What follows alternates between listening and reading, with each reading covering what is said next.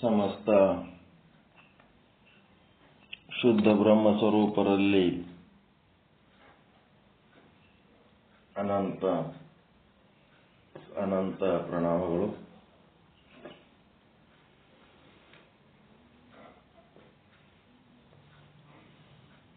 ಮತ್ತೇನು ಸಂಶಯಗಳು, ಚರ್ಚೆಗಳು?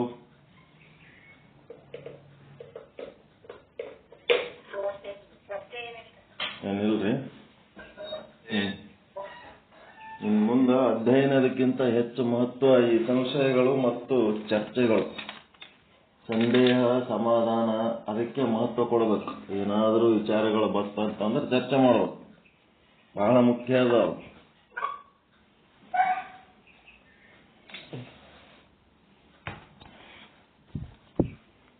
ಅದಕ್ಕೆ ನಿಶ್ಚಲ್ ದಾಸರಿಗೆ ಕೇಳಿದೆವು, ಏನ್ ಮಾಡ್ತೀರಪ್ಪ ಅಂದ್ರೆ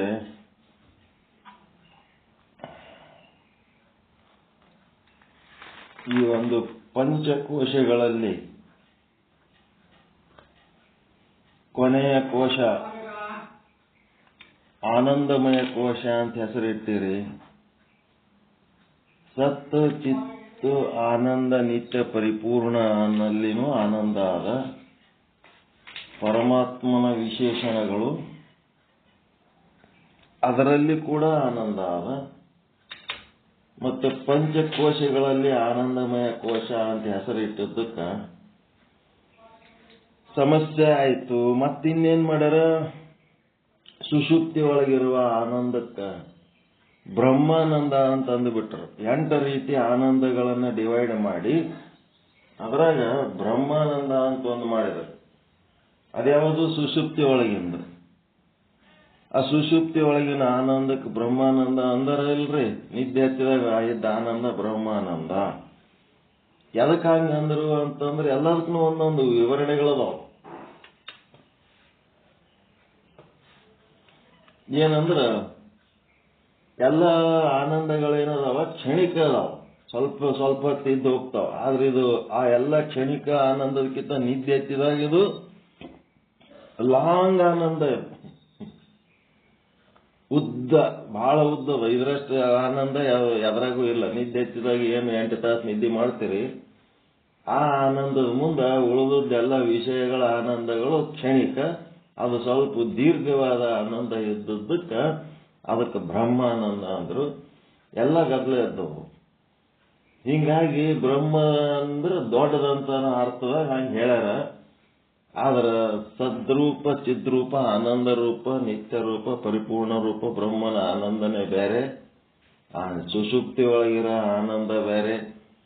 ಇದಕ್ಕೆ ಬೇರೆ ಅಂತ ಅನ್ಬೇಕಾದ್ರೆ ಹೆಂಗ್ ಮಾಡ್ಬೇಕಪ್ಪ ಅಂತಂದ್ರ ಆನಂದಮಯ ಕೋಶಕ್ಕ ಬೇರೆ ಅವ್ರು ಏನ್ಯಾಕೆ ಅನ್ನಲ್ಬೇಕ, ನೀವೇನಾಡ್ಬೇಕು, ಅನ್ನಮಯ, ಪ್ರಾಣಮಯ, ಮನೋಮಯ, ವಿಜ್ಞಾನಮಯ, ಆಮೇಲೆ ಆನಂದಮಯ ಕೋಶಕ್ಕ ಏನನ್ರಿ ಅಂತಂದ್ರೆ ಅವಿದ್ಯಾಮಯ ಕೋಶ ಅಂದ್ಬಿಡ್ರಿ ಅಂತ ಹೇಳ್ರು.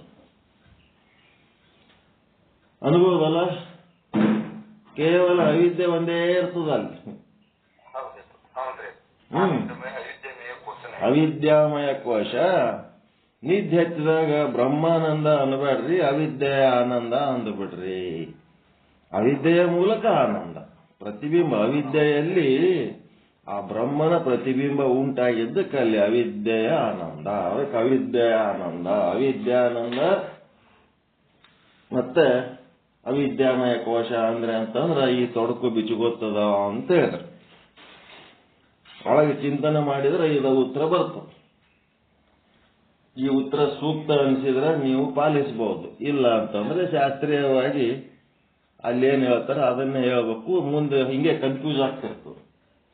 ಅದಕ್ಕೆ ಅವಿದ್ಯಾಮಯ ಕೋಶ ಅನ್ನೋದು ಸೂಕ್ತ. ಇದು ಶುದ್ಧ ಅವಿದ್ಯಾ ಆನಂದ.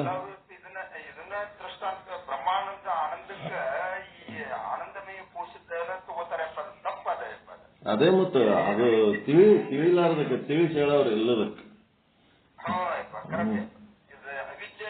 ಎಲ್ಲಾ ಕೋಶಗಳಿಂದ ಕೊನೆಯಲ್ಲಿ ಲಾಸ್ಟ್ಗಿರೋದು ಆನಂದಮಯ ಕೋಶ ಅಂದ ಕೂಡಲೇ ಆನಂದ ಕೋಶದೊಳಗೆ ಹೆಂಗದ ಅದು? ಆನಂದ ಸರ್ವವ್ಯಾಪಕ ಅದ ಅದು ಬ್ರಹ್ಮ. ಕೋಶದೊಳಗೆ ಇದ್ದದ್ದು ಅಲ್ಲ ಅದು.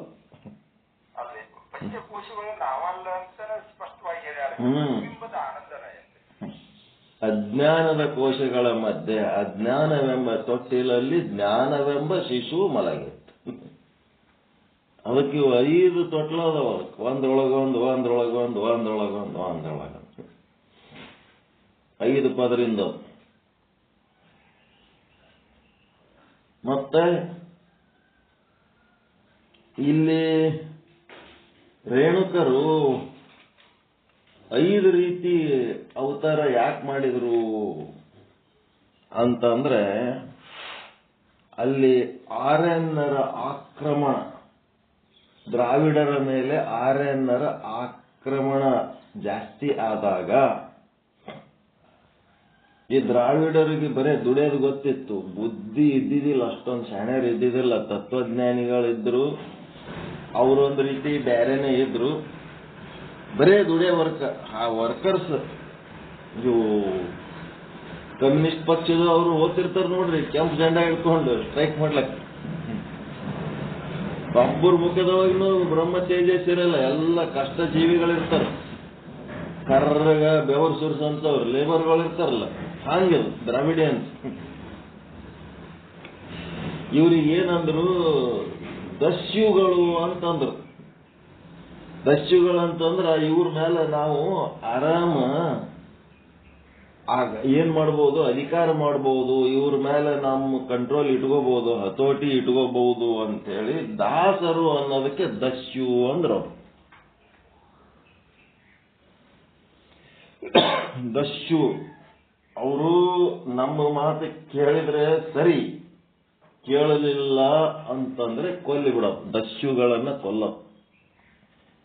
ಈ ರೀತಿ ಮಾಡಿದ್ದಕ್ಕ ಇವರೆಲ್ಲರೂ ಶಿವಭಕ್ತರು ಸುಮ್ಮ ಮುಂದೆ ನೋಡಿ ದುಡಿಯೋರು, ಇವರನ್ನ ಯಾರೋ ಬಂದು ಕೊಲ್ಲಕತ್ರಲ್ಲ ಅಂತೇಳಿ ಪಂಚಾಚಾರ್ಯರು 5 ಕಡಿಲಿಂದ ಅವರು ಆಕ್ರಮಣ ಮಾಡಿ ಆ ಒಂದು ಸುರರು, ಭೂಸುರರು, ಸುರರು, ದೇವತೆಗಳು, ಬ್ರಹ್ಮ ಮತ್ತು ನಾರಾಯಣ ಅಂತೇನು ಟೀಮ್ ಅದ, ಆ ಟೀಮಿಗೆ ಹತ್ತಿ ಬಿಡಿದ್ರು ಪಂಚಾಚಾರ್ಯರು ಬಂದು.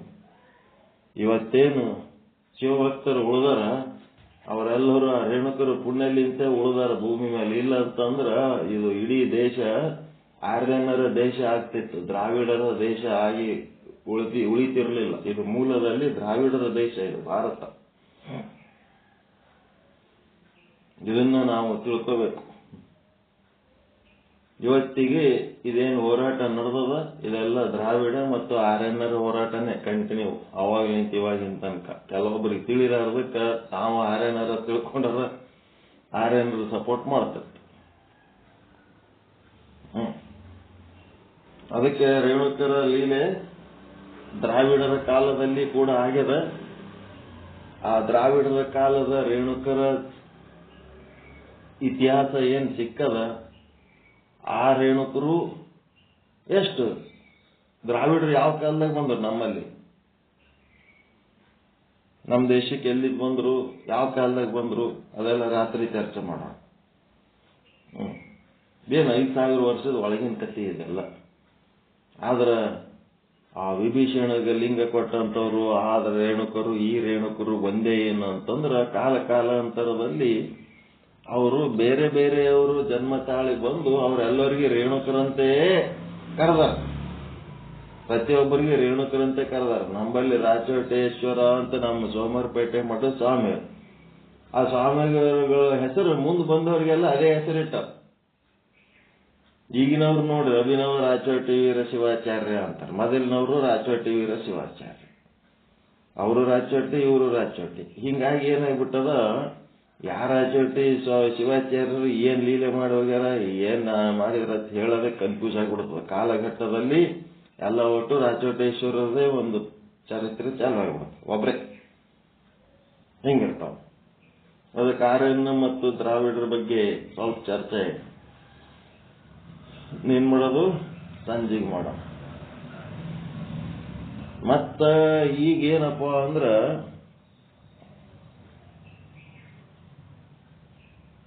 ಗುರಿಯ ಬಗ್ಗೆ. ಗುರಿ, ನಮ್ಮ ಗುರಿ ಏನದ?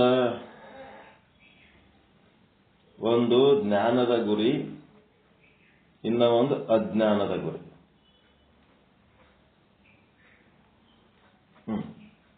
ಇದ್ರ ಬಗ್ಗೆನೂ ಸ್ವಲ್ಪ ತಿಳುವಳಿಕೆ ಇರಬೇಕು. ನೀವು ಏನೇನು ಆಗ್ಬೇಕತ್ ಮಾಡಿರಿ, ಏನಾಗ್ಬೇಕತ್ ಮಾಡಿರಿ? ಸಂಪತ್ತಿನ ವಿಷಯದೊಳಗ ನೌಕರಿ ಮಾಡಬೇಕು,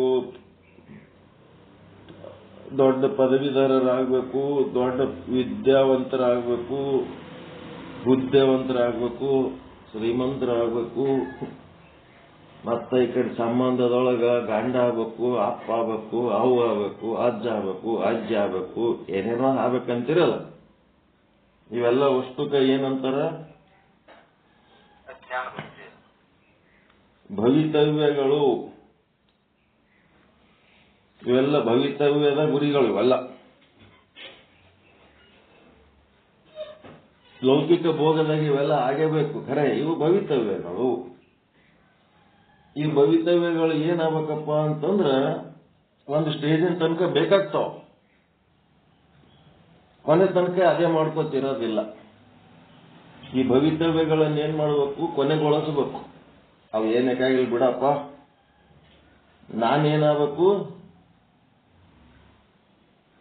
ಶುದ್ಧ ಬ್ರಹ್ಮಾಭಿನ್ನ, ಶುದ್ಧ ಬ್ರಹ್ಮದಿಂದ ಅಭಿನ್ನವಾದಂತ ಪ್ರತ್ಯೇಗಾತ್ಮ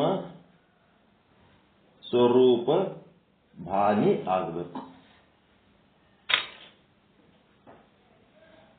ಅದನ್ನು ನಾನು ಅನುಭವಿಸುವಂತ, ನಾನೇ ಶುದ್ಧ ಬ್ರಹ್ಮ, ಅಹಂ ಬ್ರಹ್ಮಾಸ್ಮಿ ಸರ್ವಂ ಬ್ರಹ್ಮಸ್ತಿ ಅನ್ನಂಥದ್ದು ನಾನು ಆಗ್ಬೇಕು. ಇದಕ್ಕೇನಂತಾರ? ಜ್ಞಾನದ ಗುರಿ. ಇದು ಜ್ಞಾನದ ಗುರಿ. ಇದನ್ನೊಂದು ಬಿಟ್ಟು ಉಳಿದದ್ದು ಆಗ್ಬೇಕನ್ನೋದು ಇರ್ಲಿ, ಆದ್ರಾಗ್ಲಿ ಬಿಟ್ಟರು ಬಿಡ್ಲಿ, ಅದರ ಬಗ್ಗೆ ಜಾಸ್ತಿ ಸೀರಿಯಸ್ ತಗೊಳ್ಳೋದು ಬೇಡ. ಆದರೆ ಶುದ್ಧ ಬ್ರಹ್ಮಾವಿನ ಪ್ರತ್ಯೇಗಾತ್ಮ ಸ್ವರೂಪ ಭಾನ ಆಗಿ ಅಹಂ ಬ್ರಹ್ಮಾಸ್ಮಿ ಸರ್ವಂ ಬ್ರಹ್ಮಾಸ್ತಿ ಶಿವೋಹಂ ಸರ್ವಂ ಶಿವಮಯಂ ಸರ್ವಂ ಲಿಂಗಮಯಂ ಏನದಲ್ಲ, ಇದು ಜ್ಞಾನದ ಗುರಿ. ತಿಳಿತ್ರ? ಒಂದು ಜ್ಞಾನದ ಗುರಿ. ಗುರಿ ತಲುಪ ತನಕ ನೀವೇನಿರ್ತೀರಿ? ಅಜ್ಞಾನಿನೇ ಇರ್ತಾರೆ. ಗುರಿ ತಲುಪಿದ ಮೇಲೆ ಜ್ಞಾನಿ ಆಗ್ತೀರಿ. ಹೌದಾ ಇಲ್ಲ? ಗುರಿ ತಲುಪಿದ ಮೇಲೆ ಜ್ಞಾನಿ ಆಗ್ತೀರಿ. ಗುರಿ ತಲುಪ ತನಕ ಅಜ್ಞಾನಿನೇ ಇರ್ತೀರಿ. ಅದಕ್ಕೆ ಆಧ್ಯಾತ್ಮ ಸಾಧನೆಯ ಕರ್ತವ್ಯ ಇರುವವರು ಯಾರವರು? ಜ್ಞಾನಿಗಳ, ಅಜ್ಞಾನಿಗಳ?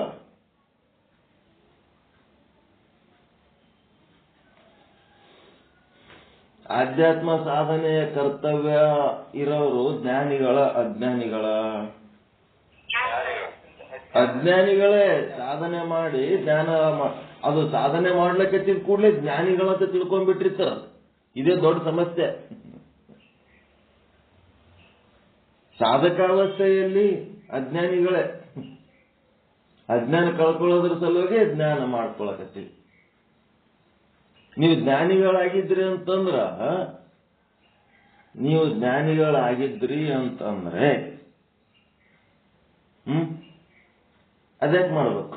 ಕರ್ತವ್ಯ ಎದಕ್ಕೆ ಉಳಿದವು ನಿಮಗೆ? ನಿರ್ಮಲ ಚಿತ್ತ, ನಿಶ್ಚಲ ಚಿತ್ತ, ವಿವೇಕ, ವೈರಾಗ್ಯ, ಸಮಾಧಿ, ಷಟ್ಸಂಪತ್ತಿ, ಮುಮುಕ್ಷತ್ವ, ಶ್ರವಣ, ಮನನ, ನಿಧಿಧ್ಯಾಸನ, ತತ್ ತ್ವಂ ಪದಗಳ ಅರ್ಥಗಳ ಸಂಶೋಧನ. ಇದು ಎದಕ್ಕೆ ಉಳಿದದ? ಇದು ಎದಕ್ಕೆ ನಿಮಗೆ ಕರ್ತವ್ಯ ಅಂತ ಮಾಡ್ಲಕತ್ತೀರಿ? ನೀವು ಜ್ಞಾನಿಗಳಿದ್ರೆ ಮಾಡ್ಲಕತ್ತೀರ, ಅಜ್ಞಾನಿಗಳಿದ್ರೆ ಮಾಡ್ಲಕತ್ತೀರಿ? ಅಜ್ಞಾನಿಗಳದೀವಿ, ಜ್ಞಾನಿಗಳ ಆಗ್ಬೇಕು ಅಂತ ಹೇಳಿ ಮಾಡ್ಲಕತ್ತೀರಿ. ಹೌದಲ್ರಿ? ಇದು ಯಾವುದು ನಮಗೆ ಸಾಧನೆಯಿಂದ ಕೈಗೂಡೇ ಇಲ್ಲ. ನಮ್ಮ ಮಟ್ಟಕ್ಕೆ ನಾವು ಜ್ಞಾನಿಗಳಂತ ತಿಳ್ಕೊಂಡ್ಬಿಟ್ಟಿ. ಹಿಂಗೆ ತಿಳ್ಕೊಂಡೆ ಒಬ್ರಿಗೊಬ್ರು ದೊಡ್ಡ ದೊಡ್ಡ ಗುರುಗಳಾಗ್ಬಿಟ್ಟಾರೆ ಈ ಜಗತ್ತಿನಾಗ. ಸಾಧನೆಯ ಅವಸ್ಥೆ ಸಂಪೂರ್ಣ ಮುಗಿಸಿ, ಸಾಧಕಾವಸ್ಥೆ ಮುಗಿಸಿ ಏನಾಗಬೇಕು? ಶುದ್ಧ ಬ್ರಹ್ಮವಿನ್ನ ಪ್ರತ್ಯೇಗಾತ್ಮ ಸ್ವರೂಪ ಭಾವನಿಗಳಾದಾಗ ಜ್ಞಾನದ ಸಾಧನೆ ಮುಗಿತದಲ್ಲ, ಆ ಸಾಧನೆ ಮುಗಿದದ್ರದ ಲವಲೇಶನು ಉಳಿದಿರಬಾರದು. ಮಾಡ್ಲಕ್ಕೆ ಏನೇನು ಕರ್ತವ್ಯ ಉಳಿದಿರಬಾರ್ದು, ಏನೇನು ಉಳಿದಿರಬಾರ್ದು. ಹಾಗಿದ್ದವರಿಗೆ ಜ್ಞಾನಿಗಳಂತ. ಇನ್ನು ಕರ್ತವ್ಯ ಇದ್ದವರಿಗೆ ಅಜ್ಞಾನಿಗಳೇ. ಇನ್ನ ಕರ್ತವ್ಯ ಇದ್ದವರು ಅಜ್ಞಾನಿಗಳು. ಏನೇನು ಕರ್ತವ್ಯ ಇಲ್ಲ, ಮುಗಿತು ನಂದು, ಏನೂ ಅವಶ್ಯಕತೆ ಇಲ್ಲ ಅಂತ ಅನಂಗಿದ್ದವರು ಜ್ಞಾನಿಗಳು. ಒಪ್ಕೋತೀರ ಈ ಮಾತ? ಆಧ್ಯಾತ್ಮ ಸಾಧನೆಯ ಕರ್ತವ್ಯ ಇರುವವರು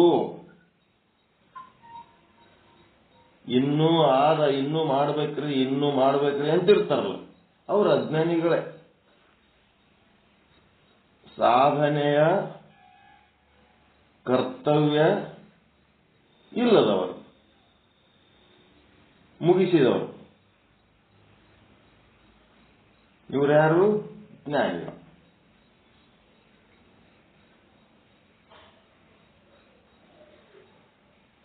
ಏನೋ ಒಂದು ಗುರಿ ಇಟ್ಟು ಸಾಧನೆ ಮಾಡ್ಲಿಕ್ಕತ್ತೀರಿ ಅಂತಂದ್ರೆ ಸಾಧಕಾವಸ್ಥೆ ಒಳಗೆ ಸಿದ್ಧಾವಸ್ಥೆ ಹೆಸರು ಹೇಳ್ದಂಗ ಆಗ್ತದೆ. ಸಿದ್ಧಾವಸ್ಥೆ ಸಿದ್ಧ ಆದ್ಮೇಲೆ ಸಿಗ್ತದೆ. ಸಾಧಕಾವಸ್ಥೆ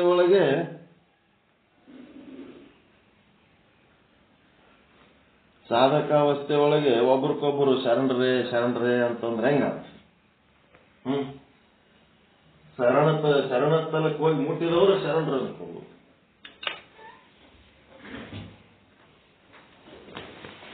ರಾಜ್ಕುಮಾರಿಗೆ ರಾಜ ಅನ್ಲಕ್ ಬರ್ತದೇನ್ರಿ?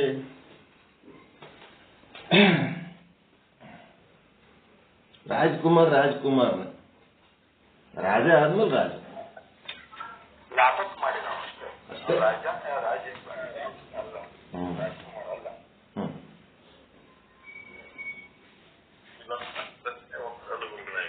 ಏನ್ರಿ? ಈಗ ಅಧ್ಯಾತ್ಮ ಸಾಧನೆ ಕರ್ತವ್ಯದಲ್ಲಿ ಇಲ್ಲದವರು ಜ್ಞಾನಿಗಳು ಅಂತ ಹೇಳ್ತೀರಿ. ಕರ್ತವ್ಯ ಮುಗಿಸಿದವರು, ಏನು ಮಾಡ್ಲಿಕ್ಕೆ ಏನು ಉಳಿದೇ ಇಲ್ಲ.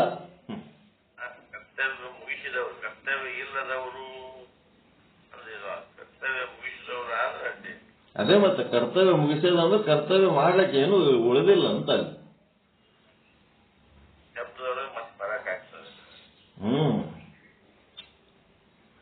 ಈಗ ಡಿಗ್ರಿ ಕಂಪ್ಲೀಟ್ ಮಾಡಿ ಓದೋದೆಲ್ಲ ಮುಗಿಸಿ ಸರ್ಟಿಫಿಕೇಟ್ ತಗೊಂಡ ಮೇಲೆ ಮತ್ತೇನ್ ಡಿಗ್ರಿ ಮಾಡ್ತೀರಿ?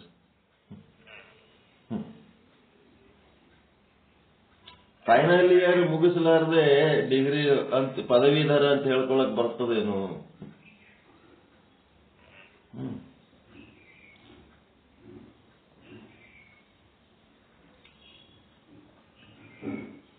PUC ಫೇಲ್ ಅಂದ್ರೆ ಏನದರ SSLC ಅಂತೆ. ಡಿಗ್ರಿ ಫೈನಲ್ ಇಯರ್ ತನ ಹೋಗ್ಯಾರ್ರಿ, ಇಂಗ್ಲಿಷ್ 2 ಸಬ್ಜೆಕ್ಟ್ ಓದವ ಅಂತಂದ್ರೆ ಅದು PUC ಈಕ್ವಲೆಂಟೇ ಅವ.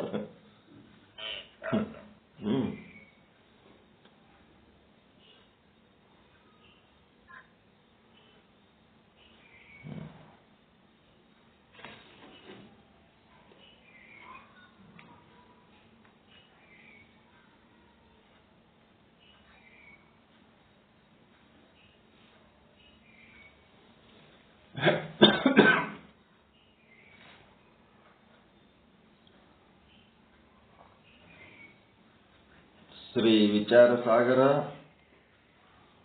5ನೇ ತರಂಗ ಮಧ್ಯಮ ಅಧಿಕಾರಿ ತತ್ವದೃಷ್ಟಿ ಮಹಾರಾಜರಿಗೆ ಉಪದೇಶ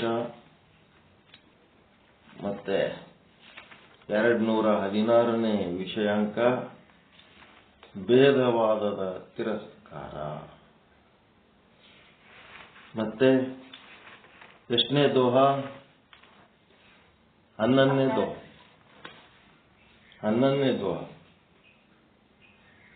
ವಾಲ್ಮೀಕಿ ವಚನ ವಿರುದ್ಧ ಭೇದವಾದಲಕಿ ಸಕಲ ಅಶುದ್ಧ ಅಂತ. ಈ ರೀತಿ ಎಲ್ಲ ವಿರೋಧ ಮಾಡಿ ಭೇದವಾದ ಏನದಪ್ಪ ಅಂದ್ರೆ ಅಯೋಗ್ಯ ಅದ, ಅದರಿಂದ ದುಃಖ, ಚಿಂತೆ, ಭಯ, ಪುನರ್ಜನ್ಮ ಏನೆಲ್ಲ ಅನಾನುಕೂಲತೆಗಳದವ, ಅಸಾರ್ಥಕತೆಗಳದವ, ಅದಕ್ಕೆ ಭೇದವಾದವು ತಿರಸ್ಕರಿಸಲು ಯೋಗ್ಯವಾಗಿರುತ್ತದೆ. ಅದಕ್ಕೆ ಋಷಿ ಮುನಿಗಳ ವಚನಕ್ಕೆ ವಿರುದ್ಧವಾದ, ಋಷಿ ಮುನಿಗಳ ವಚನ ಅಂತಂದ್ರೆ ಅಭೇದವಾದ, ತತ್ವಜ್ಞಾನಿಗಳ ವಚನ ವಿರುದ್ಧವಾದ ಭೇದ ಮತವು ಜೈನ ಮತದಂತೆ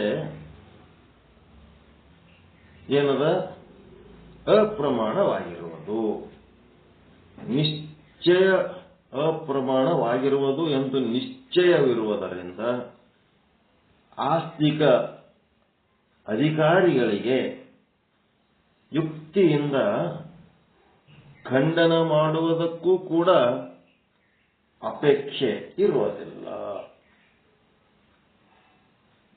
ಏನಂದ್ರ ಆಸ್ತಿಕ ಅಧಿಕಾರಿಗಳು ಯಾರು? ಆಸ್ತಿಕರು ಅಂತಂದ್ರ ಬ್ರಹ್ಮಾಂಡದೊಳಗೆ ಪರಮಾತ್ಮನಿದ್ದಾನೆ, ಪಿಂಡಾಂಡದೊಳಗೆ ಜೀವಾತ್ಮನಿದ್ದಾನೆ. ಜೀವೋ ಬ್ರಹ್ಮೈವ ನಾಪರಃ. ಈ ಜೀವಾತ್ಮ ಪರಮಾತ್ಮ ಅಂತ ಎರಡು ಹೆಸರು ಯಾಕೆ ಬಂದವ ಅಂತಂದ್ರೆ, ಒಂದು ಬ್ರಹ್ಮಾಂಡದ ಒಳಗೆ, ಬ್ರಹ್ಮಾಂಡದ ಹೊರಗ, ಘಟದ ಒಳಗ, ಘಟದ ಹೊರಗ, ಮಠದ ಒಳಗ, ಮಠದ ಹೊರಗ, ಹಿಂಗಿದ್ದದಕ್ಕೆ ಎರಡು ಹೆಸರು ಅದಾವ. ಎರಡೂ ಕಡೆ ಇರೋದು ಒಂದೇ ಆಕಾಶ ಹೆಂಗ್ ತಿಳ್ಕೊತೀವಿ, ಹಂಗ ಎರಡೂ ಕಡೆ ಇರೋದು ಒಂದೇ ಬ್ರಹ್ಮ ಅಂತ ಯಾರು ನಂಬಿರ್ತಾರ ಅವರು ಆಸ್ತಿಕರು. ಈ ಬೌದ್ಧ ಮತ, ಜೈನ ಮತ ಹೆಂಗದರ ಅಂತಂದ್ರ ನಾಸ್ತಿಕರು ಅಂತ ಯಾಕಂತಾರ ಇವರಿಗೆ ಅಂತಂದ್ರೆ, ಇವರು ಬೌದ್ಧರು ಏನ್ ಮಾಡ್ತಾರ ಅಂತಂದ್ರ,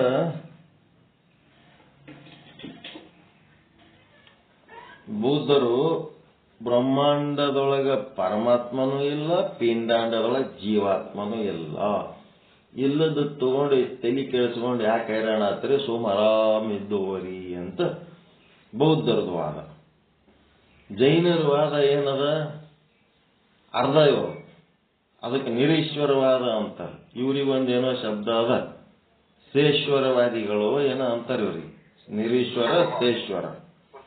ಸೇಶ್ವರ ಅಂತಂದ್ರಿ, ಶೇಶ್ವರ ಅಂತಂದ್ರ ಅದೂ ಅಲ್ಲ, ಇನ್ನೊಂದೇನೋ ಬೇರೆ ಶಬ್ದ ಅದು.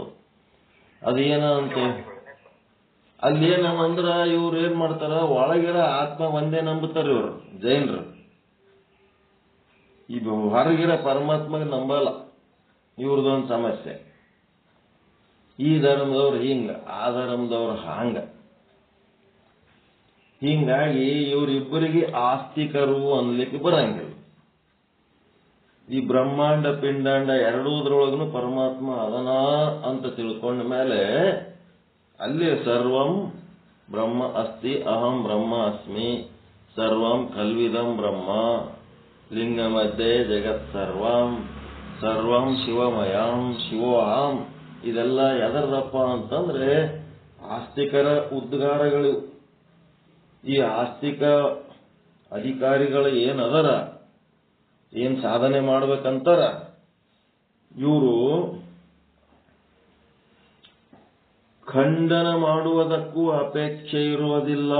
ಈ ಆಸ್ತಿಕರಲ್ಲಿ ಈಗ ಒಬ್ಬರಿಗೆ ಬೈಬೇಕು ಅಂತಂದ್ರೂ ಅವ್ರ ಮೇಲ ಅರ್ಧ ಪ್ರೀತಿ ಅರ್ಧ ದ್ವೇಷ ಇದ್ದಾಗ ನೀವು ಬೈಬೇಕು. ಅವನ ಗುಣ ಸರಿಗಿಲ್ಲದಕ್ಕ ಆ ವ್ಯಕ್ತಿ ಬೇಕು, ಆದ್ರೆ ಆ ವ್ಯಕ್ತಿಯ ಗುಣ ಸರಿಗಿಲ್ಲದಕ್ಕೆ ಆ ಗುಣದ ಸಲುವಾಗಿ ನಿಮ್ದು ಅಪೇಕ್ಷೆ ಇರ್ತದೆ ಬೈದು ನೆಟ್ಟಿಗೆ ಮಾಡ್ಬೇಕಂತ. ಹೌದಲ್ರಿ? ಬೈದು ನೆಟ್ಟಿಗೆ ಮಾಡ್ಬೇಕಂತೇಳಿ ಆ ಯಾಕೆ ಬೈತೀವಿ ಅಂತಂದ್ರ ಅವ್ರದ್ದು ಗುಣ ಸರಿಗಿಲ್ಲ ಅಥವಾ ವರ್ತನೆ ಸರಿಗಿಲ್ಲ, ವರ್ತನೆ ಸಲುವಾಗಿ ಬೈತೀವಿ. ಆ ವ್ಯಕ್ತಿ ಉಪಯೋಗದನ, ಆದ್ರೆ ಅವನ ವರ್ತನೆ ಸರಿಗಿಲ್ಲದಕ್ಕೆ ಅವನ ಸಂಗಡ ನಮ್ಮ ಅಬ್ಜೆಕ್ಷನ್ ಅದ. ಆದ್ರ ಅವನು ಬಯಸ್ಕೊಳಕ್ನು ಲಾಯಕ್ಕಿಲ್ಲ ಅನ್ನೋದು ಇನ್ನ ಕೆಟ್ಟ ವ್ಯಕ್ತಿಗಳಿರ್ತಾರೆ. ಅವ್ರಿಗೆ ಬೈಯೋದಕ್ಕೂ ಉಪಯೋಗ ಇಲ್ಲ, ಏನ್ ಬೈದ್ರು ಉಪಯೋಗ ಇಲ್ಲ, ಯಾವ ಶಬ್ದ ಬಳಸಿದ್ರು ಉಪಯೋಗ ಇಲ್ಲ, ಏನು ಬೈದ್ರು ಉಪಯೋಗ ಇಲ್ಲ. ಸುಮ್ಮನೆ ಬೈದವ್ರೆ ಹೈರಾಣ ಆಗ್ತಾರೆ ಹೊರತು ಅವರೊಳಗೆ ಏನು ಪರಿವರ್ತನೆ ಬರಲ್ಲ ಅಂತಾರಲ್ಲ. ಹಂಗ ಇಲ್ಲೇನದ ಬೌದ್ಧ ಮತ್ತು ಜೈನ ಮತಗಳ ಬಗ್ಗೆ ಖಂಡನ ಮಾಡ್ಲಿಕ್ಕೆ ಸಹಿತ ಅಪೇಕ್ಷೆ ಇಲ್ಲ ಆಸ್ತಿಕರಿಗೆ. ಆ ವಿಷಯದ ಬಗ್ಗೆ ಚರ್ಚೆ ಮಾಡೋದಲ್ಲ, ಖಂಡನ ಮಾಡೋದು ಬೇಡ, ಮಂಡನ ಮಾಡೋದು ಬೇಡ, ವರ್ಣನ ಮಾಡೋದು ಬೇಡ. ಅದು ಯಾವುದಕ್ಕೂ ಬೇಕಾಗಿಲ್ಲ ನಮಗೆ. ನಾಸ್ತಿಕವಾದ ನಮಗೆ ಬೇಕೇ ಆಗಿಲ್ಲ. ಎಲ್ಲರೂ ಚರ್ಚೆ ಮಾಡ್ತಾರೆ ನೋಡಿರಿ, ಜೈನ ಬೌದ್ಧ ಮತದ ಬಗ್ಗೆ ನೋಡಿರಿ. ನಮ್ಮ ದೇಶದಾಗ ಎಲ್ಲರೂ ಅದು ಚರ್ಚೆ ಮಾಡೋದು ಏನೂ ಇಲ್ಲ. ಸುಮ್ಮ ಬುದ್ಧನ ಜೀವನ ವಿಧಾನ ಏನದ ಕೆಲವೊಂದು ಉದಾಹರಣೆಗಳು ತಗೊಂಡು ಬುದ್ಧ ನಮ್ಮ ದೇಶದಾಗ ಹುಟ್ಟ್ಯಾನ ಅಂತೇಳಿ ಅಭಿಮಾನ ಪಟ್ಟು, ಆದ್ರೆ ಅವನ ಪ್ರತಿಪಾದನೆಯ ವಿಚಾರ ತಗೊಂಡು ಎಲ್ಲಿ ಚರ್ಚೆ ಇಲ್ಲ ಏನು. ಹಿಂಗ ಅದು ಏನೇ ಇರಲಿ, ಅಂದ್ರೆ ಇವರೇನು ಆಸ್ತಿಕರಿಗೆ ಆ ಒಂದು ವಾದ, ನಾಸ್ತಿಕವಾದ ಏನದಲ್ಲ, ಖಂಡನ ಮಾಡುವುದಕ್ಕೂ ಅಪೇಕ್ಷೆ ಇರುವುದಿಲ್ಲ ಅಂತಂದ್ರ ನಾವು ಅದರ ಬಗ್ಗೆ ತಲೆ ಕೆಡಿಸ್ಕೊಂಡು ಅದರ ಬಗ್ಗೆ ಖಂಡನ ಮಾಡಿ ನಮ್ಮ ಆಯುಷ್ಯ ನಷ್ಟ ಮಾಡ್ಕೊಳ್ಳೋದು ಉಪಯೋಗ ಇಲ್ಲ. ಯಾಕಂತಂದ್ರ ಅವರು ಅದನ್ನೇ ಒಂದು ಧರ್ಮ ಅಂತೇಳಿ ಗಟ್ಟಿಯಾಗಿ ಹಿಡ್ಕೊಂಡು ಅದನ್ನೇ ಸಾಧಿಸ್ಲಿಕ್ಕತ್ತಿದವ್ರು. ಅವ್ರೇನು ಸುಧಾರಣೆಯಾಗಿ ಆಯ್ತಪ್ಪ ನೀವ್ ಹೇಳಿದ್ದು ಬರೋಬರಿ ಅದ ಅಂತೇಳಿ ಅವ್ರೇನು ಈ ಕಡೆ ಬರೋ ಲೆಕ್ಕದಾಗಿಲ್ಲ. ಹಿಂಗಾಗಿ ಅದ್ರ ಬಗ್ಗೆ ಯಾವ ಅಬ್ಜೆಕ್ಷನ್ ಮಾಡೋದು ಬೇಡ ಬಿಟ್ಬಿಡೋದು, ಕೈ ಬಿಟ್ಬಿಡೋದು ಅಂತಾರ. ಕೈ ಬಿಟ್ಟಿವ್ರಿ, ಒಂದು ಏನಾರ ಹೇಳಕ್ ಹೋದ್ರೆ ಅವ್ನ ಕೈ ಬಿಟ್ಟಿವ್ರಿ, ನಾವೇನು ಅವ್ರ ಬಗ್ಗೆ ತಲೆ ಕೆಡಿಸ್ಕೊಂಡಿಲ್ಲ, ನೀವೇನಾರ ಮಾಡ್ಕೋರಿ ಅಂತಿರ್ತಾರ ನೋಡ್ರಿ. ಹಂಗ ಕೈ ಬಿಟ್ಟು ಕೇಸುಗಳಿವೆಲ್ಲ.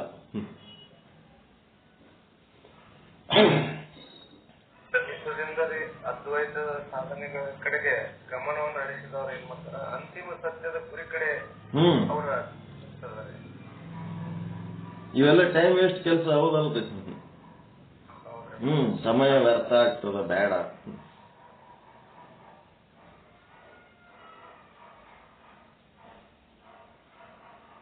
ಅದಕ್ಕೆ ಇವತ್ತ 12ನೇದ್ದು ಚೌಪಾಯಿ ಕಿಯೋ ಹರ್ಷ ಶ್ರೀ ಹರ್ಷಜು ಖಂಡನ ಭೇದ ಏಕತಾ ಮಂಡನ ಲಿಖೋ ತಹಾ ಯಹು ವಿಸ್ತಾರ ಭೇದವಾದ ನಹಿ ಯುಕ್ತಿ ಸಹಾರ. ಅದಕ್ಕೆ ಇಲ್ಲಿ ನಂಬರ್ ಚೇಂಜ್ ಆಯ್ತು. 5-216-12ನೇ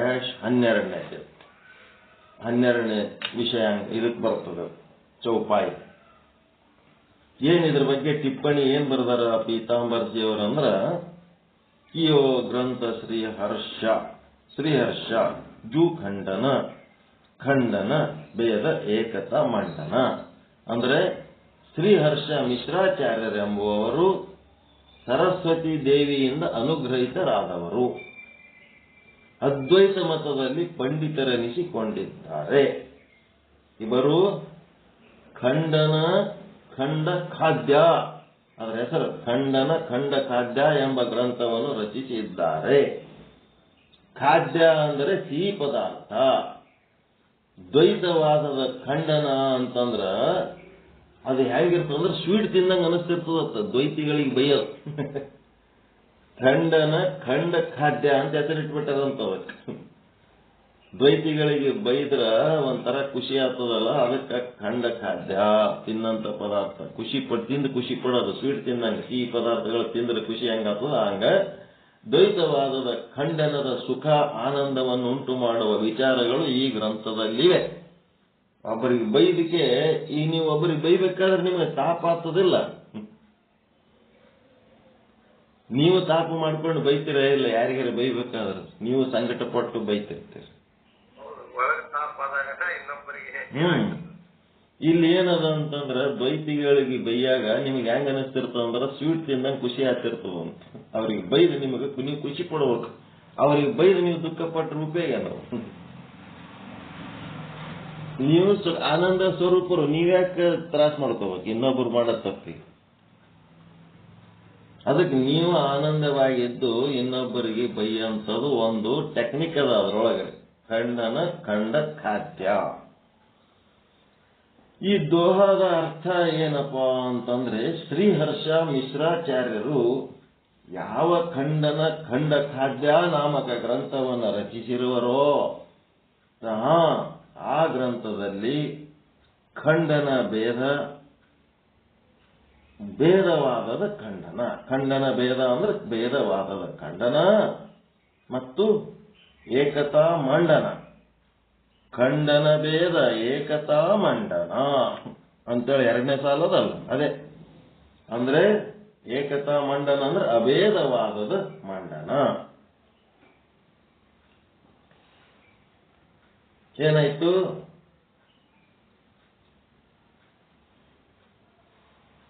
ಭೇದವಾದದ ಖಂಡನ, ಅಭೇದವಾದದ ಮಂಡನ.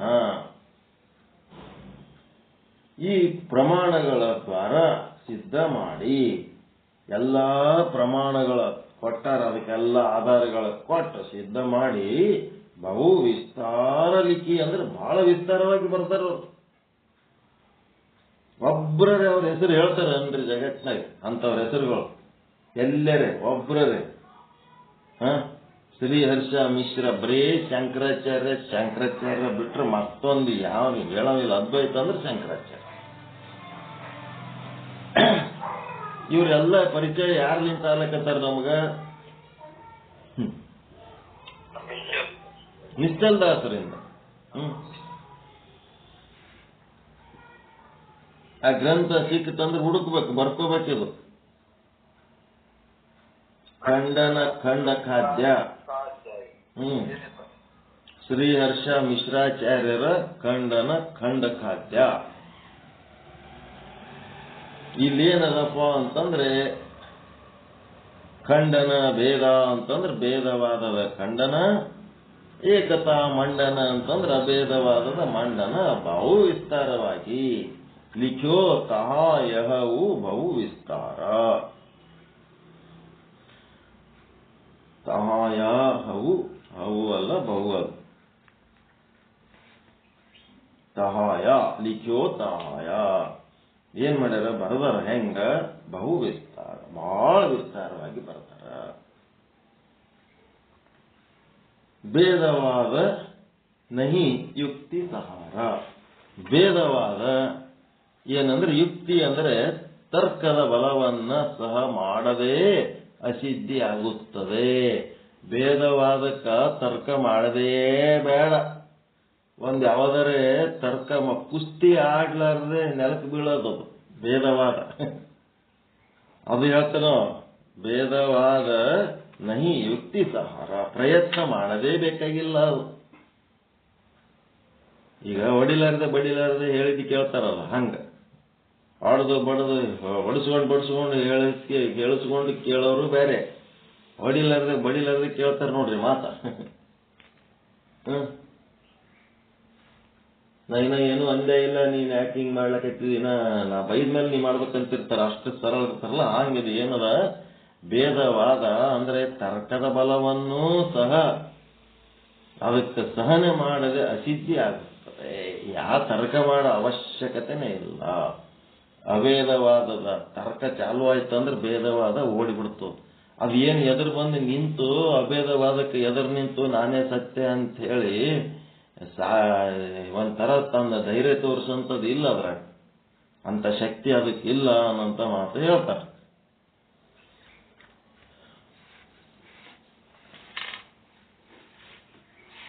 ಮುಂದೆ 5-216-13ನೇ ದೋಹ.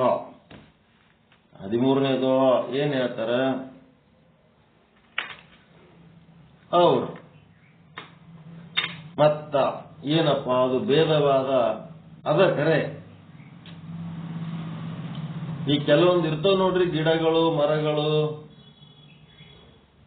ಅವು ಏನಿರ್ತಾವ ಜಾಸ್ತಿ ಗಾಳಿ ಬತ್ತಂದ್ರೆ ಮುರ್ಕೊಂಡು ಬೀಳ್ತಾವಿಲ್ಲ, ಗಾಳಿ ಬೀಸ್ತಂದ್ರೆ ಮುರ್ಕೊಂಡು ಬಿದ್ದು ಬಿಡ್ತಾವ. ನೋಡೋದಕ್ಕೇನು ಭಯಂಕರ ಅಬ್ಬರು ಇರ್ತಾವ, ದೊಡ್ಡ ದೊಡ್ಡ ಗಿಡ, ದೊಡ್ಡ ದೊಡ್ಡ ಮರಗಳು ಏನೆಲ್ಲ ಇರ್ತಾವ, ನೋಡ್ಲಕ್ಕ ಅದಾವ ಖರೆ. ಇಂಥವೇನಾರೆ ಬಂದು ಸ್ಟ್ರಾಂಗ್ ಗಾಳಿ ಅದು ಬಿರುಗಾಳಿ ಬತ್ತಂದ್ರೆ ಬಿದ್ದು ಮುರಿದು ಬೀಳ್ತಾವಲ್ಲ, ಹಾಗೆ ಅವೇನು ಹುಲ್ಲು ಕಡ್ಡಿ ಹಂಗ ಹಿಂಗ ಇದ್ದಂಗೆ ಇವೆಲ್ಲ, ಅದ್ರ ಬಗ್ಗೆ ಹೆಚ್ಚಿದು ಇಲ್ಲ, ಬೇಕಾಗಿಲ್ಲ ಅವು ಹಾಳಾಗ್ಲಕ್ಕ. ಅದಕ್ಕೆ ಚೌಪಾಯಿ 13 ಏನ್ ಹೇಳ್ತಾರ, ಅವ್ರ ಭೇದ ಧಿಕ್ಕಾರ ಜೂ ಗ್ರಂಥ ಏನಿಂಗಂದ್ರೆ, ಭೇದದ ಧಿಕ್ಕಾರ ಎಂಬ ಯಾವ ಗ್ರಂಥವಿರೋದೋ ಅದೊಂದು ಗ್ರಂಥ ಅದ. ಭೇದ ಧಿಕ್ಕಾರ ಅಂತ ಒಂದು ಗ್ರಂಥ ಯಾವ ಗ್ರಂಥವಿರುವುದೋ ತಹ ಭೇದ ಖಂಡನಕೋ ಪಂಥ. ಆ ಗ್ರಂಥದಾಗ ಏನ್ ಮಾಡ್ಯಾರ ಅಂತಂದ್ರೆ, ಭೇದವಾದದ ಖಂಡನ, ಎಷ್ಟು ರೀತಿ ಪಂಥಗಳು ಅಂದ್ರೆ ಎಷ್ಟು ರೀತಿ ಖಂಡನ ಮಾಡಬೇಕು ಅಷ್ಟೆಲ್ಲ ರೀತಿ ಖಂಡನಗಳದಾವ. ಎಲ್ಲಿ? ಭೇದವಾದ. ಆ ತರ್ಕ ಮತ್ತು ಯುಕ್ತಿಗಳು ಕಠಿಣ, ಬಿಡಿಸಲಾರದಂಥವುಗಳಾಗಿವೆ. ಅವು ತರ್ಕ ಯುಕ್ತಿಗಳು ಹೆಂಗದವ, ಬಹಳ ಕಠಿಣ ಅದಾವ, ಬಹಳ ಕಠಿಣ, ತಿಳಿಸಿ ಹೇಳಕ್ ಬರ್ಲಾರ್ದಂಗ ಅದಾವ. ಇದೇ ವಿಚಾರ ಸಾಗರ ಡೈರೆಕ್ಟ್ ಓದಿದ್ರೆ ಕಠಿಣ ಆಗ್ತದ, ತಿಳಿಲಾರ್ದಂಗ ಆಗ್ತದ. ವಿಚಾರ ಚಂದ್ರೋದಯ ಓದಿದ್ದಕ್ಕಿದು ಸರಳ ಆಗ್ಯದ, ವಿಚಾರ ಸಾಗರ ಬಹಳ ಕಠಿಣ ಅದು, ಸ್ವತಃ ಓದ್ಲಕ್ ಬರಂಗಿಲ್ಲ ಅದು. ಹಂಗ ಇಲ್ಲೇನದ, ಈ ತರ್ಕಗಳು ಯುಕ್ತಿಗಳು ಹೆಂಗದ ಭಯಂಕರ ಕಠಿಣ. ಇದು ಬಿಡಿಸ್ಲಕ್ ಬರಂಗಿಲ್ಲ ಅಂತಂದ್ರ, ಎಕ್ಸ್ಪ್ಲೇನ್ ಮಾಡ್ಲಕ್ ಬರಲಾರ್ದಷ್ಟು ಮಾಡ್ಯಾರ. ಕಠಿಣ ದುರೂಹ ತರ್ಕ ವೈ ಅತಿ ತೇ ಅತಿ ಅಂತಂದು, ದುರೂಹ ಅಂದ್ರ ಬಹಳ ಗೂಢವಾಗ್ಯವ, ಗಹನವಾದಂತ ವಿಚಾರಗಳಿಂದ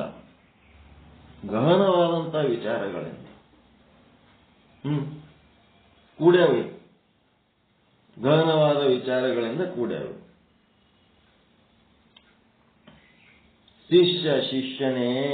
ಶಿಷ್ಯನೇ ಹಿಂಗದಾವ ನೋಡಪ್ಪ, ಹಿಂಗೆಲ್ಲ ಅದಾವ, ಅವು ನಿನ್ನ ಮತಿಗೆ ಪ್ರವೇಶವಾಗುವುದೇ ಇಲ್ಲ, ನಿನ್ನ ಬುದ್ಧಿಗೆ ಅವು ನಹಿ ಪೈಟಿ ಸೀಸ ತಿನಮೇ ತೇಮತಿ, ನಿನ್ನ ಬುದ್ಧಿಗೆ ಅವು ನಿಲ್ಕಂಗೆ ಇಲ್ಲಪ್ಪ ಶಿಷ್ಯ.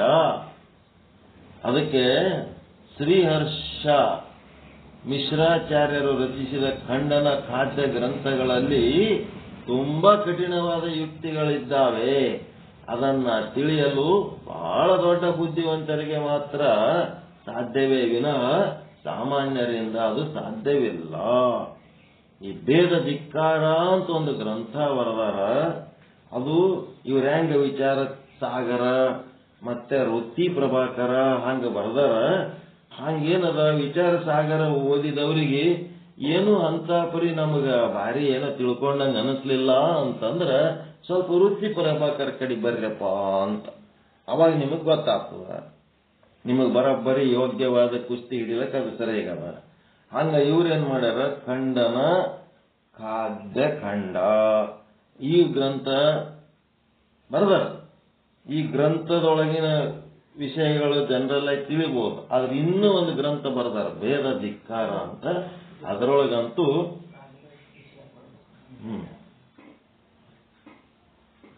ಅದರೊಳಗೇನಾಗ್ಯದಪ್ಪ ಅಂತಂದ್ರೆ, ಈ ಒಂದು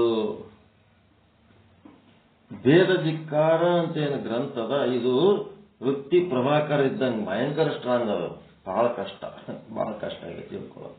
ಅಂತ ಗ್ರಂಥ ಇವ್ರು ಬರೆದಾರ ಶ್ರೀಹರ್ಷ ಮಿಶ್ರಾಚಾರ್ಯರು. ಮುಂದೆ ಚೌಪಾಯಿ 14ನೇ ಚೌಪಾಯಿ ಏನದ ಅಂತಂದ್ರೆ, ಯಾತೆ ಕಹೀನತೆ ತೂಹಿ ಯುಕ್ತಿ ಕರೈಜು ಭೇದ ಹಿ ಖಂಡನ ಯುಕ್ತಿ ಅಪ್ರಮಾಣ ಮತ ಭೇದ ಲಖೋ ಜಬ ಖಂಡನ ಮೇ ಯುಕ್ತಿ ನ ಚಹೈಯತ ತವ. ಅಂದ್ರೆ ಆದ್ದರಿಂದ ಭೇದವನ್ನ ಖಂಡನ ಮಾಡುವ ಯಾವ ಯುಕ್ತಿ ತರ್ಕಗಳು ಇರುವವೋ ಆ ವಚನಗಳನ್ನ ನಿನಗೆ ಹೇಳುವುದಿಲ್ಲ. ಅವು ಅಷ್ಟು ಕಠಿಣ ಇದ್ದುದಕ್ಕೆ ಅವುಗಳನ್ನ ನಿನಗೆ ಹೇಳಂಗಿಲ್ಲಪ್ಪ. ಅವು ನಿಮಗೆ ಹೇಳಿ ತಲೆ ಕೆಡಿಸ್ಕೊಳ್ಳಂಗಿಲ್ಲ. ಈಗೇನದ ಅಂದ್ರೆ ವೃತ್ತಿ ಪ್ರಭಾಕರ ನಿಮ್ಗೆ ಹೇಳಿದ್ರೆ ತಿಳಿಲಾರ್ದಂಗೆ ಆಯ್ತಂದ್ರೆ ಎದಕ್ಕೆ ಹೇಳ್ಬೇಕು? ತಿಳಿಯಂಗಿದ್ರೆ ಹೇಳ್ಬೇಕು. ತಿಳಿಲಾರ್ದಂತ ಕಠಿಣ ಇದ್ದು ನಿನಗೆ ಹೇಳಂಗಿಲ್ಲ. ಅವು ನನಗೆ ತಿಳಿದವ, ಆದ್ರೆ ನಿನಗೆ ಇವಂಗೆ ಹೇಳಕ್ ಬರಂಗಿಲ್ಲವು. ಹಿಂಗಾಗಿ ನಿನಗ ಅಂತ ಹೇಳಂಗಿಲ್ಲ ಅಂದ್ರೆ ಅದರ ಅರ್ಥ ಏನು? ಇದನ್ನ ಧಿಕ್ಕಾರ ಮಾಡುವುದಕ್ಕ, ವಿರೋಧ ಮಾಡುವುದಕ್ಕ, ಇದು ಅಯೋಗ್ಯ ಅಂತ ಹೇಳಿಕೆ ನಾವು ಸಿದ್ಧ ಮಾಡುವುದಕ್ಕ ಸಾಕಷ್ಟು ಗ್ರಂಥಗಳದವ, ಸಾಕಷ್ಟು ವಿಚಾರಗಳದವ ಅಂತ ಹೇಳದಂಗಿಲ್ಲ. ಜೀವ ಬ್ರಹ್ಮರ ಅಭೇದದ ಸಿದ್ಧಾಂತವನ್ನು ಮಾತ್ರ ನಿನಗೆ ಹೇಳ್ತೀವಿ. ಅವು ಖಂಡನ ಮಂಡನ ಮಾಡೋ ಹೇಳಿ ನಿನ್ನ ಟೈಮ್ ವೇಸ್ಟ್ ಮಾಡಂಗಿಲ್ಲಪ್ಪ. ಅದ್ರ ಬಗ್ಗೆ ನಾವು ಹೇಳಕ್ ಹೋಗಂಗಿಲ್ಲ. ಜೀವ ಬ್ರಹ್ಮರ ಭೇದ ತತ್ವದ ಸಿದ್ಧಾಂತವು, ಜೀವ ಬ್ರಹ್ಮರ ಭೇದ ತತ್ವದ ಸಿದ್ಧಾಂತವು ಅಪ್ರಮಾಣ. ಅಪ್ರಮಾಣ ಅನ್ನೋದಕ್ಕೆ ಏನ್ ಶಬ್ದ ಬಳಸ್ತೀರಿ? ಪ್ರಮಾಣ ಅಂದ್ರೇನು? ಅಪ್ರಮಾಣ ಅಂದ್ರೇನು?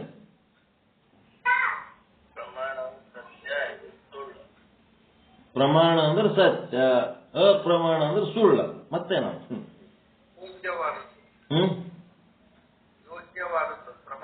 ಪ್ರಮಾಣ ಸತ್ಯ, ಅಪ್ರಮಾಣ ಅಂದ್ರೆ ಸುಳ್ಳ. ಅದಕ್ಕ ನೀನು ಇದನ್ನೇನ್ ಮಾಡು, ಯಾವಾಗ ಭೇದವಾದ ಸುಳ್ಳು ಅಂತ ತಿಳಿದೆವೋ ಆವಾಗ ಅದರ ಖಂಡನ ಮಾಡುವುದರಲ್ಲಿ ಪ್ರಯತ್ನ ಬೇಕಾಗಿಲ್ಲ. ನಿನಗೆ ಯಾವಾಗ ಅದು ಸುಳ್ಳು ಅಂತ ನಿನಗೆ ಕನ್ಫರ್ಮ್ ಆಯ್ತು ಆವಾಗ ಅದರ ಬಗ್ಗೆ ಏನ್ ಮಾಡಬೇಡ,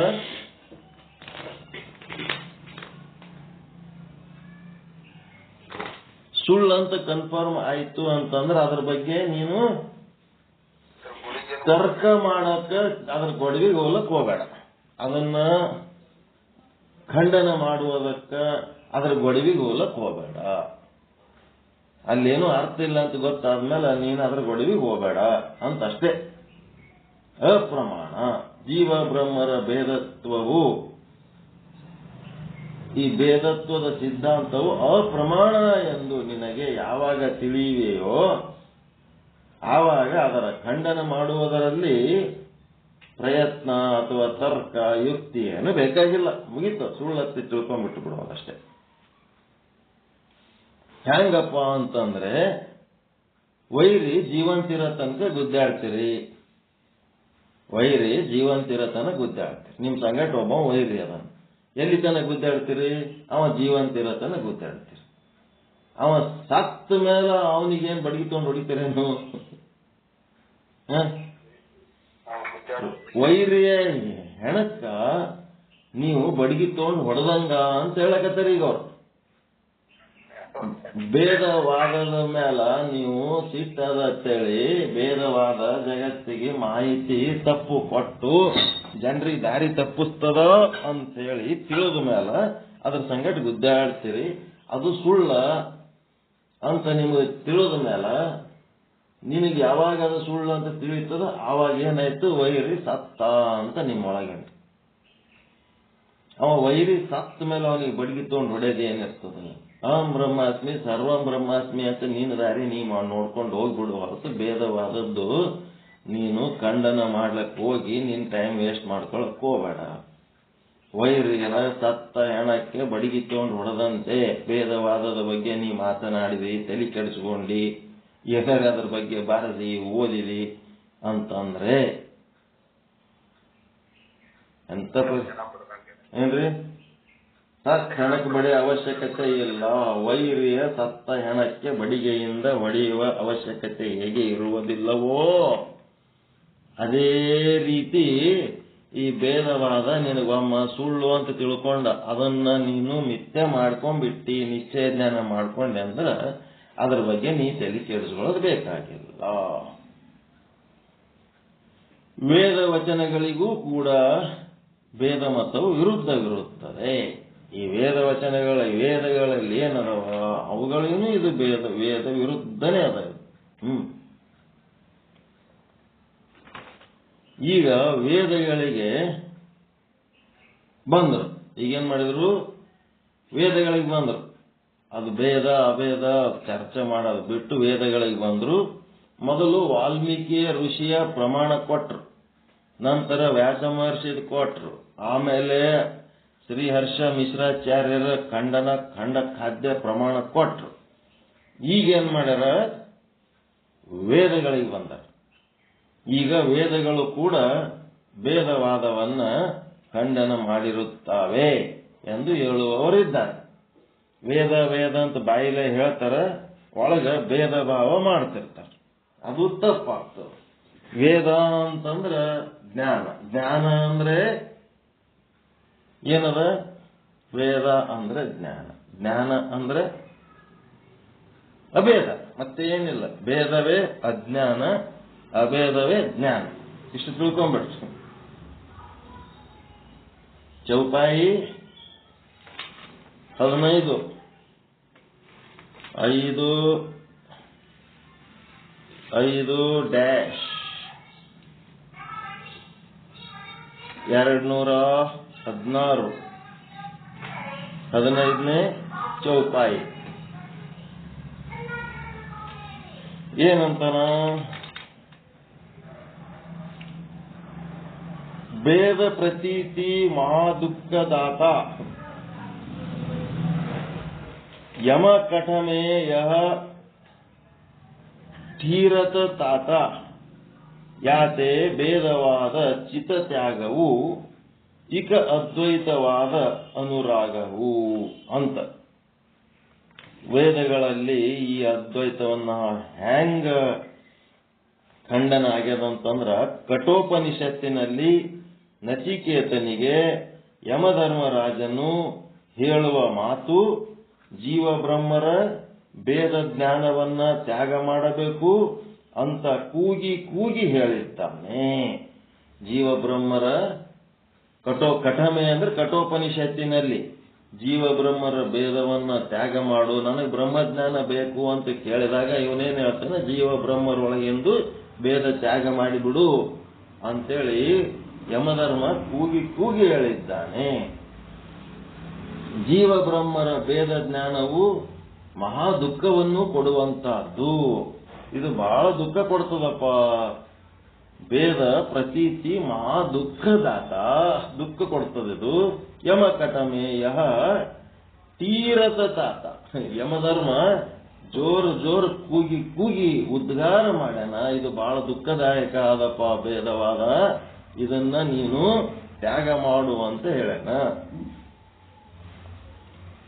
ಕಠೋಪನಿಷತ್ತಿನಲ್ಲಿ ನಚಿಕೇತನಿಗೆ ಯಮಧರ್ಮರಾಜನು ತೀರತ ಅಂತಂದ್ರೆ ಕೂಗಿ ಕೂಗಿ ಹೇಳಿದ್ದಾನೆ.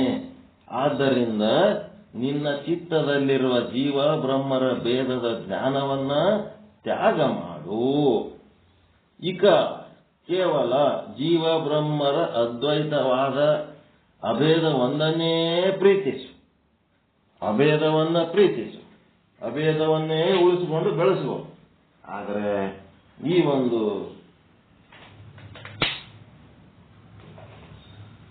ಭೇದ ಜ್ಞಾನ ಏನದಲ್ಲ, ಅದು ಭಯಂಕರ ದುಃಖದಾಯಕ ಆದ, ಅದನ್ನ ನೀನು ತ್ಯಾಗ ಮಾಡು ಅಂತ. ಅದಕ್ಕೆ ಮುಂದೆ ಕಠೋಪನಿಷತ್ತಿನ ವಿವರಣೆ ಸಮೇತ ಕೊಡ್ತಾನ. ಅದು ನಾಳೆ ಚರ್ಚೆ ಮಾಡೋಣ, ಟೈಮ್ ಆಗ್ಯದಲ್ಲ. ಕಠೋಪನಿಷತ್ತಿನ ಪರಿಚಯ ಮಾಡಿ ಕೊಡ್ಸಿ. ಅದು ಏನ್ ಹೇಳ್ತದಪ್ಪ ಅಂತಂದ್ರೆ, ಕಠೋಪನಿಷತ್ತು ಅಂದ್ರೆ ವೇದದ ಭಾಗನೇ ಹೌದಲ್ರಿ. ಅದು ಉಪನಿಷತ್ತುಗಳೆಲ್ಲ ವೇದಗಳ ಭಾಗಗಳೇ ಅವು. ಕಠೋಪನಿಷತ್ತು ಯಾವ ವೇದಕ್ಕೆ ಸಂಬಂಧಪಟ್ಟದ?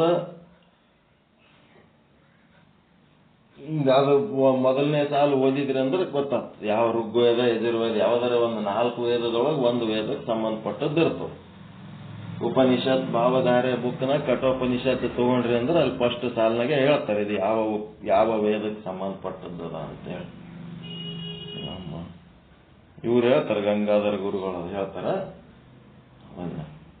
ಮತ್ತೆ ನಾಳೆ ಚರ್ಚೆ ಮಾಡೋಣ.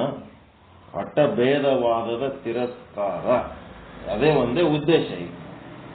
ಅದರಿಂದ ಏನದ? ದುಃಖ ಅದ, ಭಯ ಅದ, ಚಿಂತೆ ಅದ, ಯಾರಿಗೆ ದುಃಖ ಬೇಡ, ಯಾರಿಗೆ ಭಯ ಬೇಡ, ಯಾರಿಗೆ ಚಿಂತೆ ಬೇಡ, ಯಾರಿಗೆ ಆರಾಮ್ ಇರ್ಬೇಕನ್ನಿಸ್ತದ ಅವರು ಭೇದವಾದ ತಿರಸ್ಕಾರ ಮಾಡ್ರಿ.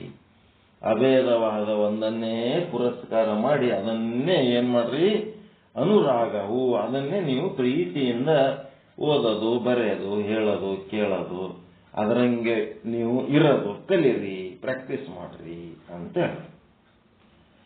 ಚಲೋದನ್ರಿ. ಭೇದವಾದದ ಅನಾನುಕೂಲತೆಗಳು, ಅಭೇದವಾದದ ಅನುಕೂಲತೆಗಳ ಬಗ್ಗೆ ಹೇಳಕತ್ತಾರೆ. ಜೀವ ಬ್ರಹ್ಮರ ಭೇದ ತ್ಯಾಗ ಮಾಡು.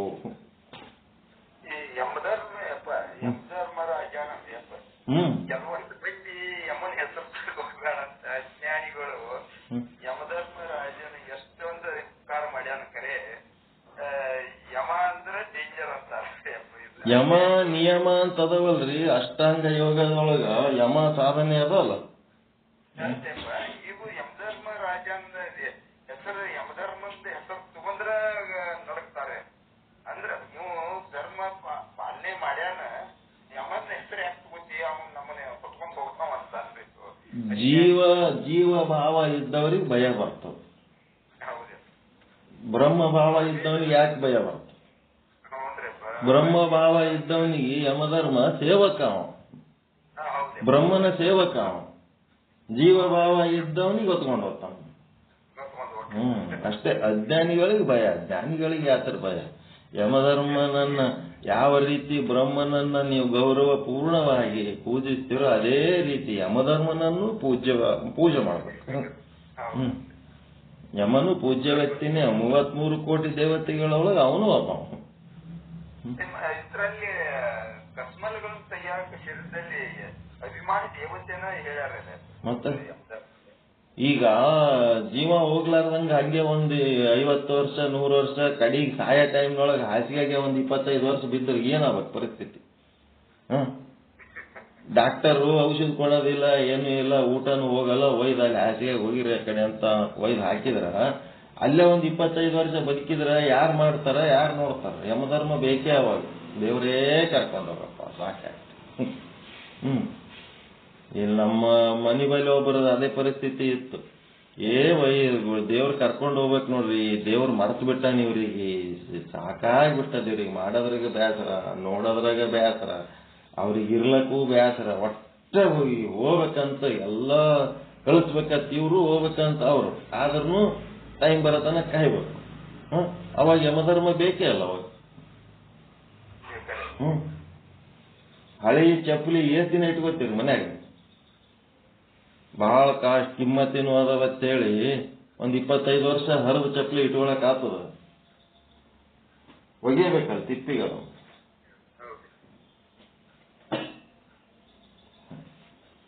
ಓಕೆ. ಪರಮಾನಂದ ಪ್ರಾಪ್ತಿ ಭವ, ಸರ್ವ ದುಃಖ ನಿವೃತ್ತಿ ಭವ, ಇಷ್ಟಾರ್ಥ ಸಿದ್ಧಿರಸ್ತು, ಯಶಸ್ವಿ ಭವ, ಯಶಸ್ವಿ ಭವ. ಜಯ ಶುದ್ಧ ಬ್ರಹ್ಮ, ಜಯ ಜಯ ಶುದ್ಧ ಬ್ರಹ್ಮ. ಓಂ ಶಾಂತಿ ಶಾಂತಿ ಶಾಂತಿ. ಎಲ್ಲರಿಗೂ ಶರಣಾರ್ಥಿಗಳು, ಎಲ್ಲರಿಗೂ ಶರಣಾರ್ಥಿ.